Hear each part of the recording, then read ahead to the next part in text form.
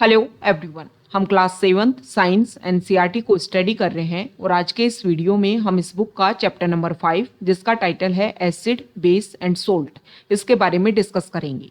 तो चलो स्टार्ट करते हैं। चैप्टर को स्टार्ट किया है डेली लाइफ से रिलेटेड कुछ बेसिक फैक्ट्स के साथ में कि हम डेली लाइफ में बहुत सारे सब्सटेंस जैसे कि lemon, common salt, sugar and vinegar इनका यूज़ करते हैं और हम देखते हैं कि जिन सब्सटेंस का हम डेली लाइफ में यूज़ कर रहे हैं उनके टेस्ट में कुछ बेसिक डिफरेंस देखने को मिलता है।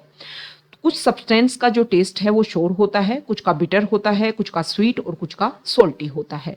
तो इन सब्सटेंस के टेस्ट में जो डिफरेंस होता है उसी के बेसिस पर सबसे पहले हम एसिड और बेस के बेसिक डिफरेंस को यहाँ पर क्लियर करेंगे। तो सबसे पहले बात की गई है एसिड की कि एसिड क्या होते हैं। तो हम डेली लाइफ में कुछ सब्सटेंस जैसे कि curd, lemon juice, orange juice और विनेगर इनका यूज भी करते हैं और हम देखते हैं कि इनका टेस्ट जो है वो शोर होता है। अब क्या रीजन है कि इन सब्सटेंस का जो टेस्ट है वो हमें शोर देखने को मिलता है? तो इनमें जो है वो एसिड होता है, मतलब जो भी एसिडिक सब्सटेंस हैं, जो भी एसिड सब्सटेंस हैं उनकी केमिकल नेचर जो है वो एसिडिक देखने को मिलती है। अब अगर अब बात कर लें कि एसिड वर्ड का ओरिजिन कहाँ से देखने को मिला, तो एक लैटिन वर्ड है एसियर, उससे ओरिजिन हुआ है एसिड वर्ड का और जिसका अर्थ होता है शोर, मतलब खट्टा। तो ये जो हमने देखा ना, स्टार्टिंग में देखा जब हमने एसिड को डिस्कस किया कि जैसे curd, lemon juice, orange juice और विनेगर जो है वो खट्टे होते हैं, एसिड होते हैं। ओके, तो इनमें जो भी एसिड होता है वो एक तरीके से नेचुरल एसिड है। ओके, अब बात कर लेते हैं बेस की कि बेस जो है वो क्या होते हैं। देखो, कुछ सब्सटेंस ऐसे होते हैं जिनको अगर हम टेस्ट करें तो वो हमें जो है वो बिटर उनका टेस्ट होता है और जब अगर उन सब्सटेंस को हम टच करें तो एक सोपी नेचर जो है देखने को मिलता है, मतलब साबुन जैसा फील होता है। तो ऐसे सब्सटेंस जो है वो बेस होते हैं और इन सब्सटेंस का जो नेचर होता है वो बेसिक कहलाता है।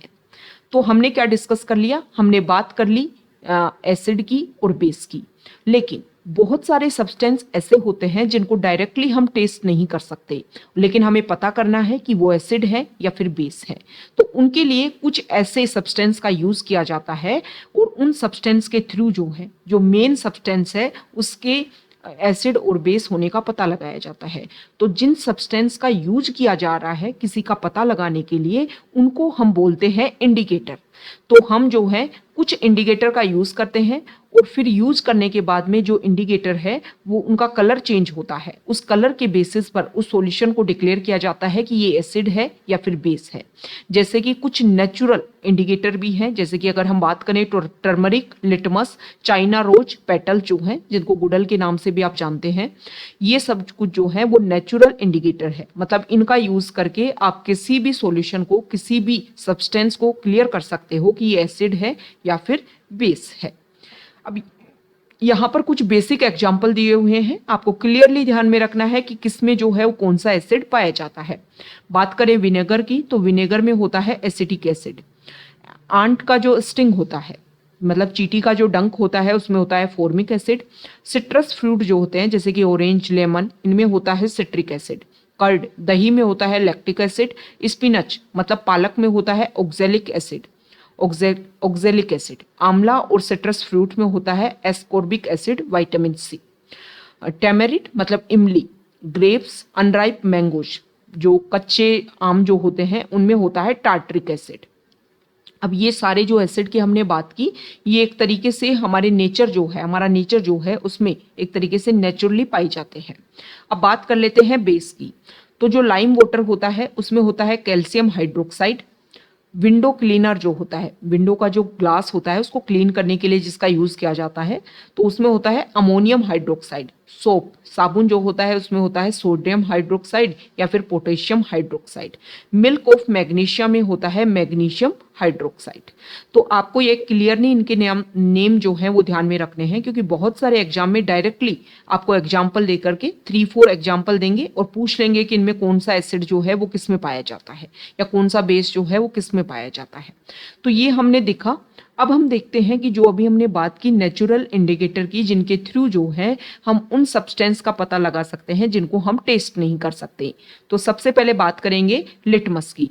लिटमस क्या है? एक नेचुरल डाई है। ये जो लिटमस जो है वो मोस्ट कॉमनली यूज किया जाता है किसके लिए, नेचुरल इंडिकेटर के लिए, और लाइकेन से इसको एक्सट्रैक्ट किया जाता है लिटमस को। तो देखो डिस्टिल्ड वाटर में अगर हम लिटमस को रखते हैं तो इसका कलर जो है वो एक तरीके से पर्पल होता है।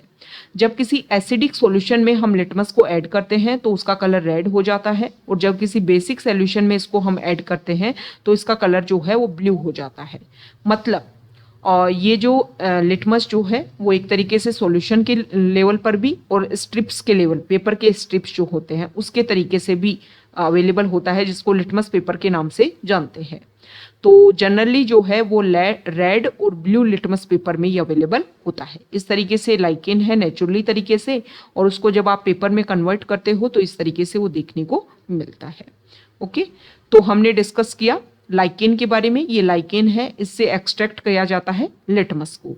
तो हमने लिटमस के बारे में देख लिया कि लिटमस जो है उससे हम कैसे पता कर सकते हैं कि कौन सा सॉल्यूशन जो है एसिड है और कौन सा बेस है। लेकिन कुछ सॉल्यूशन ऐसे भी होते होंगे जिनमें हम लिटमस को ऐड करें लेकिन फिर भी उनका कलर चेंज ना हो, तो ऐसे जो सॉल्यूशन होते हैं उनको बोलते हैं न्यूट्रल। वो ना तो एसिडिक होते हैं और ना ही बेसिक होते हैं। सेम इसी तरीके से जो टर्मरिक होती है, हल्दी होती है, उसको भी नेचुरल इंडिकेटर के रूप में यूज किया जाता है। तो यहाँ पर प्रोसीजर बता रखा है कि किस तरीके से आप पता कर सकते हो। नेक्स्ट नेचुरल इंडिकेटर है चाइना रोज, मतलब गुड़हल। इसमें अगर आप किसी सॉल्यूशन में चाइना रोज को इंक्लूड करते हो तो उसका जो कलर है वो इस तरीके से चेंज हो जाता है। एसिडिक सॉल्यूशन को चाइना रोज जो है वो डार्क पिंक में, मतलब मैग्नेटा कलर में, मैजेंटा कलर में, सॉरी मैग्नेटा नहीं, मैजेंटा कलर में चेंज कर देता है, और बेसिक सॉल्यूशन को ग्रीन कलर में चेंज कर देता है। तो इस तरीके से आप पता कर सकते हो। अब एक प्रोसीजर होता है जिसको बोलते हैं न्यूट्रलाइजेशन। न्यूट्रलाइजेशन एक प्रोसीजर है। इसमें क्या होता है कि हम किसको यूज करते हैं, एक इंडिकेटर जो है उसको यूज करते हैं जिसको बोलते हैं फिनोल्फ्थेलिन। फिनोल्फ्थेलिन। तो यहाँ पर एक प्रोसीजर बता रखा है कि किस तरीके से आप एक ट्यूब जो है उसमें आप ये सारे सॉल्यूशन लीजिए, और फिनोल्फ्थेलिन को जब आप यूज करेंगे तो इस सारे प्रोसीजर से जो है वो न्यूट्रलाइजेशन का प्रोसीजर होता है। सिंपल सी लैंग्वेज में आप इस तरीके से समझो कि एसिड और बेस को एक प्रॉपर लेवल पर अगर हम मिलाते हैं तो एक ऐसा सॉल्यूशन या ऐसा प्रोडक्ट बन करके आता है जो ना तो एसिड होता है ना सॉल्यूशन, ना क्या होता है, मतलब एसिड और बेस को आपने एक प्रॉपर लेवल पर मिलाया तो जो प्रोडक्ट है वो क्या बन करके आएगा, न्यूट्रल बन करके आएगा। ओके, तो यहाँ पर बताया गया है, इसको समझाया भी गया है अच्छे से, जो न्यूट्रलाइजेशन का जो प्रोसीजर है, कि किसी एसिडिक सॉल्यूशन में जब आप बेसिक सॉल्यूशन को ऐड करते हो तो दोनों ही सॉल्यूशन जो है वो न्यूट्रलाइज हो जाते हैं, एक दूसरे के इफेक्ट को न्यूट्रलाइज कर लेते हैं। और जब एक एसिड सॉल्यूशन एक बेस सॉल्यूशन के साथ में मिलकर के उनको एक सूटेबल अमाउंट में अगर हम मिक्स करते हैं तो दोनों के दोनों जो है वो एसिडिक नेचर, एसिड का जो एसिडिक नेचर और बेसिक नेचर बेस का, दोनों एक दूसरे को डिस्ट्रॉय कर देते हैं। और जो सॉल्यूशन जो आता है वो ना तो एसिडिक होता है और ना ही बेसिक होता है। तो ये जो प्रोसीजर है इसको बोलते हैं न्यूट्रलाइजेशन। तो न्यूट्रलाइजेशन जो प्रोसीजर है इसमें एक नया सब्सटेंस निकल करके आता है जिसको बोलते हैं सॉल्ट। तो जो सॉल्ट है वो एसिडिक हो सकता है, बेसिक हो सकता है, या फिर न्यूट्रल भी हो सकता है नेचर में, ये आपको ध्यान में रखना है। तो न्यूट्रलाइजेशन को अगर एक डेफिनेशन में हम समझें तो the reaction between N acid and A base is known as neutralization.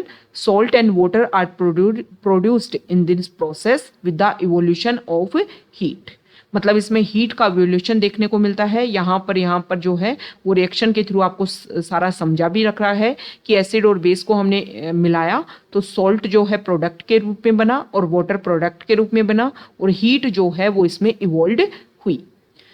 अब जो है हम डेली लाइफ में भी न्यूट्रलाइजेशन का प्रोसीजर देखते हैं कि अगर एसिड की मात्रा बढ़ जाए तो बेस का यूज करो ताकि न्यूट्रलाइजेशन हो जाए, अगर बेस की मात्रा ज़्यादा है, अमाउंट ज़्यादा है, तो एसिड का यूज करो ताकि न्यूट्रलाइजेशन हो जाए।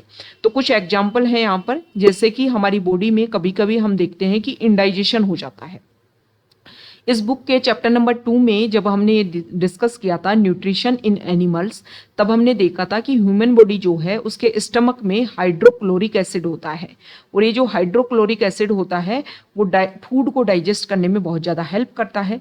लेकिन कभी कभी हम क्या देखते हैं कि हाइड्रोक्लोरिक एसिड की मात्रा जो है वो काफ़ी ज़्यादा बढ़ जाती है, उसके बाद में फूड को डाइजेस्ट करना जो है वो काफ़ी ज़्यादा टफ हो जाता है।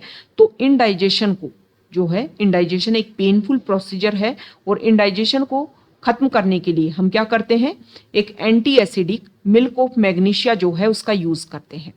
ये जो मिल्क ऑफ मैग्नीशिया जो है इसमें मैग्नीशियम हाइड्रोक्साइड होता है, और जो जो एक्सट्रीम मात्रा में, एक्सट्रीम अमाउंट में जो एसिड का इफेक्ट है उसको न्यूट्रलाइज ये कर देता है।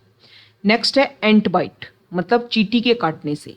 जब कोई चींटी हमें काटती है तो हमारी बॉडी में एसिडिक लिक्विड मतलब फॉर्मिक एसिड जो है वो हमारी स्किन के अंदर चला जाता है, और इस एसिड का इफेक्ट क्या होता है, इसको अगर हमें खत्म करना है तो हमें मोइस्ट बेकिंग सोडा मतलब सोडियम हाइड्रोजन कार्बोनेट या फिर कैलेमिन सॉल्यूशन जो है उसको हम रब करते हैं, जिसमें क्या होता है, जिंक कार्बोनेट होता है, और जो इस फॉर्मिक एसिड का जो भी इफेक्ट होता है उसको खत्म कर देता है। नेक्स्ट बात करते हैं सॉइल ट्रीटमेंट की। तो देखो हमारी जो सॉइल है उसमें अगर हम एक्सट्रीम लेवल पर, एक्सेसिव लेवल पर केमिकल फर्टिलाइजर्स को यूज करते हैं तो हमारी जो सॉइल है वो एसिडिक हो जाती है। और देखो जब हमारी सॉइल या तो एक्सट्रीम लेवल पर एसिडिक हो या एक्सट्रीम लेवल पर बेसिक हो तो हमारे जो प्लांट्स हैं वो अच्छे से ग्रो नहीं कर पाते हैं। तो सॉइल अगर बहुत ज़्यादा एसिडिक है तो हमें बेस मिलाना होगा, मतलब उसमें हम कैल्शियम ऑक्साइड या फिर स्लेक्ड लाइम कैल्शियम हाइड्रोक्साइड इसको यूज़ करते हैं। और अगर सॉइल बहुत ज़्यादा बेसिक हो गई है तो उसमें ऑर्गेनिक मैटर मतलब कंपोस्ट जो है हम यूज़ करते हैं, और ऑर्गेनिक मैटर जो है वो एसिड रिलीज करता है जो सॉइल के बेसिक नेचर को न्यूट्रलाइज करता है। नेक्स्ट अगर हम देखें तो फैक्ट्री वेस्ट, देखो जो हमारी फैक्ट्री है उनसे बहुत सारा वेस्ट निकलता है, और मैक्सिमम फैक्ट्री वेस्ट में एसिड की मात्रा जो है वो ज़्यादा होती है। डायरेक्टली उस वेस्ट को अगर हम वाटर बॉडी में इन्वॉल्व कर दें तो इसकी वजह से जो भी हमारे एनिमल जो है वाटर में उनकी डेथ हो सकती है, उनकी लाइफ इफेक्ट हो सकती है। तो इसके लिए हम क्या करते हैं कि जो भी फैक्ट्री वेस्ट है उनको पहले हम न्यूट्रलाइज करते हैं बेसिक सब्सटेंस के साथ में, और फिर उनको वाटर बॉडी में हम इंजेक्ट कर सकते हैं। तो ये डेली लाइफ में यूज़ है, और डेली लाइफ में जो भी यूज़ होता है केमिस्ट्री का उसके लेकर के क्वेश्चन भी पूछे जाते हैं, तो आपको पता होना चाहिए। अब इस चैप्टर की जो समरी है उसके बारे में हम देख लेते हैं कि क्या क्या इंपॉर्टेंट फैक्ट जो हैं वो इसमें हमने इस चैप्टर में डिस्कस किए। देखो जो एसिड जो होते हैं वो टेस्ट में श्योर होते हैं, और जनरली जो बेस होते हैं वो टेस्ट में बिटर होते हैं, और इनको अगर हम टच करके देखेंगे तो सोपी इनका नेचर देखने को मिलता है, साबुन जैसा लगता है। ओके, एसिड में मतलब लिटमस में अगर आप एसिड को एक तरीके से इंसर्ट करोगे तो जो लिटमस पेपर जो है वो रेड कलर में चेंज होता आता है।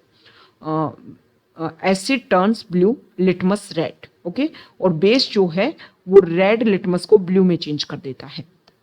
कुछ ऐसे सब्सटेंस भी होते हैं जो ना तो एसिड होते हैं ना बेस होते हैं, उनको बोलते हैं न्यूट्रल। और जो सॉल्यूशन ऑफ सब्सटेंस जो है उनका कलर जो है वो अलग अलग देखने को मिलता है। मतलब यहाँ पर ये बताया गया जो अभी हमने इंडिकेटर के बारे में पढ़ा कि कुछ ऐसे इंडिकेटर होते हैं जिनका यूज़ करके हम किसी भी सॉल्यूशन का एसिड और बेस होने का पता लगा सकते हैं। ओके, एक एसिड और बेस को अगर हम मिलाएं तो न्यूट्रलाइज कर देते हैं वो एक दूसरे को, और यहाँ पर प्रोडक्ट में सॉल्ट बनता है। और जो सॉल्ट है वो क्या हो सकता है, एसिडिक भी हो सकता है, बेसिक भी हो सकता है, और न्यूट्रल भी हो सकता है नेचर में। ओके, तो ये चैप्टर नंबर 5 को हमने कंप्लीट किया है, क्लास 7th साइंस एनसीईआरटी को। अगर आप यहाँ तक आए हैं, वीडियो आपको अच्छा लगा है तो प्लीज़ वीडियो को लाइक कीजिए, शेयर कीजिए और चैनल को सब्सक्राइब कीजिए। Okay, thank you.